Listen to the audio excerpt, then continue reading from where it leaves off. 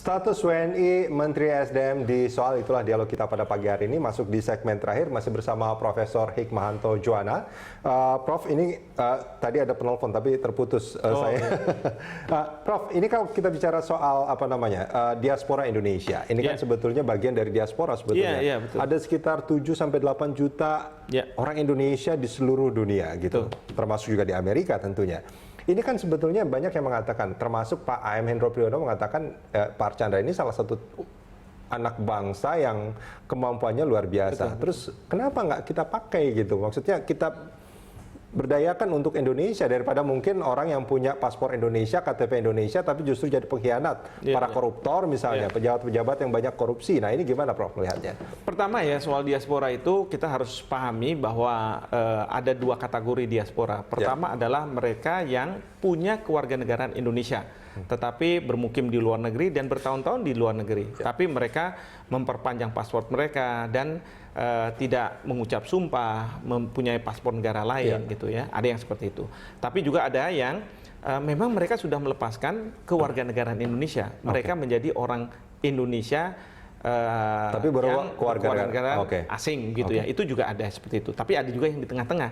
Mereka yang nakal, kewarganegaraan asingnya dia terima, tapi kewarganegaraan Indonesianya dia pegang terus dengan cara dia lapor ke KBRI bahwa tolong diperpanjang paspor saya, diperpanjang. Kalau ini dugaannya itu berarti termasuk yang nakal dong, Prof?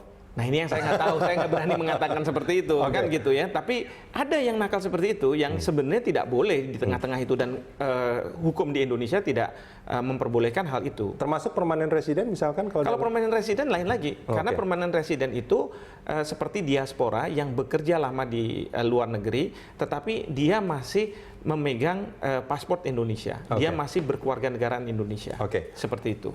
Nah terkait yang terjadi saat ini dengan Menteri SDM, apa yang sebaiknya dilakukan selain Pak Archandra memang harus, ya sebetulnya kalau kita berharap jujur, dia sudah mengatakan sesuatu sebetulnya soal ini dan ini dianggap selesai sebetulnya.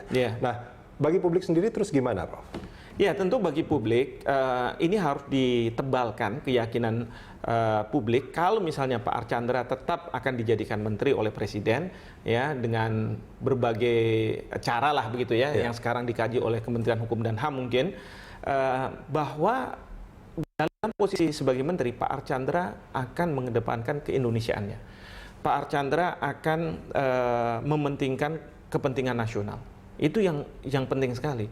Karena jangan sampai publik kehilangan kepercayaan. Oke, Pak Archandra pintar, pandai, tapi kepentingan nasional kita itu tergerus. Kepentingan nasional kita yang katakanlah bumi, air dan lain sebagainya itu dikuasai oleh negara, kok ternyata dijalankan tidak dikuasai oleh negara. Itu yang harus diyakinkan kepada publik. Dan ujian pertamanya adalah Freeport. Saya nggak mengatakan ujian pertama, karena kalau Freeport itu kan sebenarnya menurut ketentuan pada tahun 2019 harus diputuskan apakah boleh diperpanjang atau tidak diperpanjang. Tetapi kan Freeport dengan berbagai cara menginginkan agar perpanjangan itu mereka dapat dalam waktu yang tidak terlalu lama ini. Ya, kemarin 2015 ketika Pak Sudirman menjadi menteri sudah dicoba, tapi belum berhasil. Nah sekarang mungkin akan dicoba lagi dengan kehadiran dari Pak Archandra, ya menteri baru mungkin punya kebijakan baru. Tetapi kalau misalnya Pak Archandra mengatakan supaya proper dan boleh diperpanjang, maka ketentuan yang mengatakan 2 tahun sebelum berakhirnya kontrak karya itu sekarang kita rubah menjadi misalnya 4-5 tahun sebelumnya, sehingga sekarang masuk kan gitu. Nah itu kan orang akan mengatakan ini apa maksudnya? Nah, untuk Pak Archandra sendiri, beliau katakan ya sudah saya mundurin ke belakang, tapi nggak saya beri perpanjangan, walaupun sebenarnya perpanjangan bagus gitu kan. Nah itu kan juga nggak bagus juga untuk Freeport-nya.